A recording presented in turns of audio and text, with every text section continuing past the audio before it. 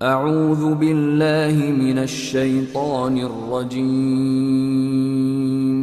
بسم اللہ الرحمن الرحیم۔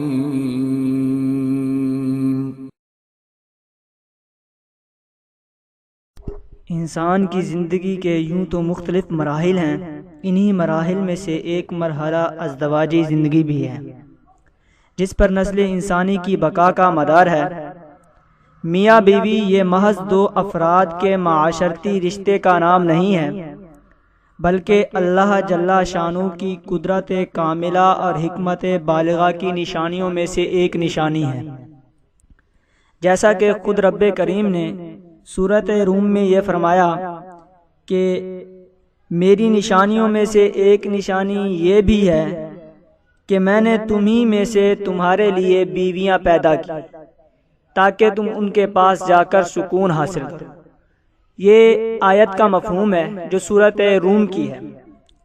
اسی طرح ایک اور جگہ اللہ جل شانہ فرماتے ہیں ہن لباس لکم وانتم لباس لہن، کہ وہ عورتیں تمہارے لیے لباس ہیں اور تم ان کے لیے لباس ہو۔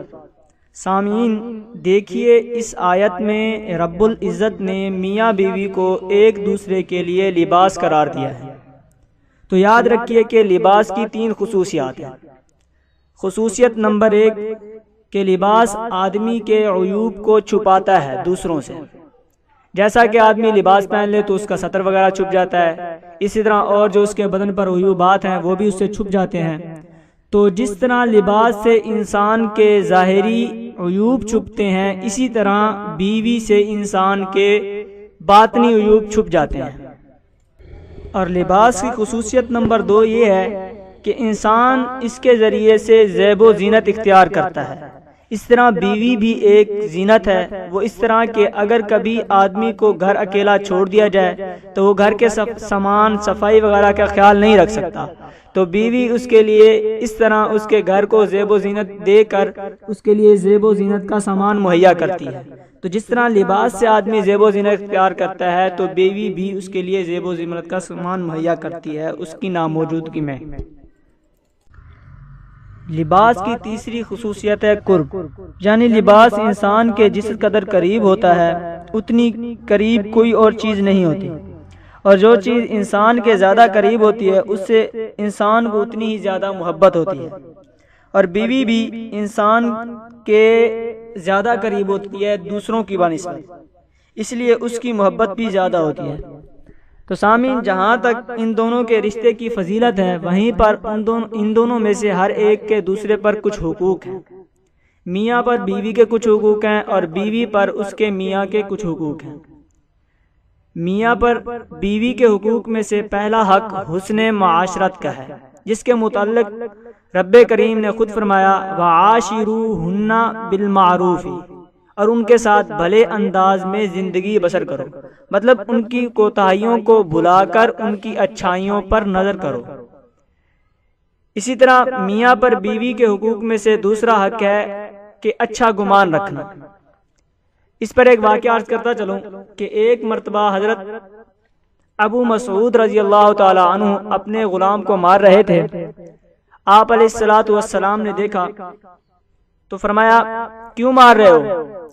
کیا تم اس بات سے نہیں ڈرتے کہ اللہ تعالیٰ تمہیں آگ میں جلا دے؟ جب حضرت ابو مسعود رضی اللہ تعالی عنہ نے یہ بات سنی تو اپنے غلام کو آزاد کر دیا۔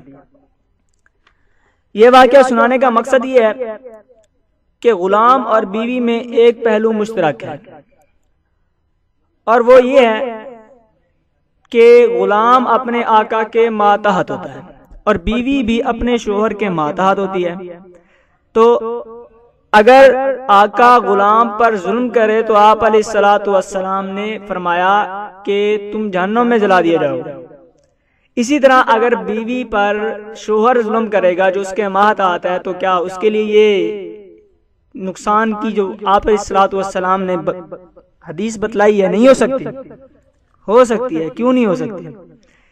تو اس لیے بیوی سے کے بارے میں اچھا گمان رکھنا چاہیے، اس کی کوتاہیوں کو نہیں دیکھنا چاہیے بلکہ اس کی جو اچھائی ہیں ان کو تلاش کرنا چاہیے۔ اسی طرح میاں پر بیوی کے حقوق میں سے تیسرا حق ہے اظہار محبت، کہ وقتاً فوقتاً اپنی بیوی سے اظہار محبت کرتے رہنا چاہیے، انہیں بازار سے تحائف وغیرہ لا کے دیتے رہنا چاہیے تاکہ آپس کی محبت اور بڑھتی رہے۔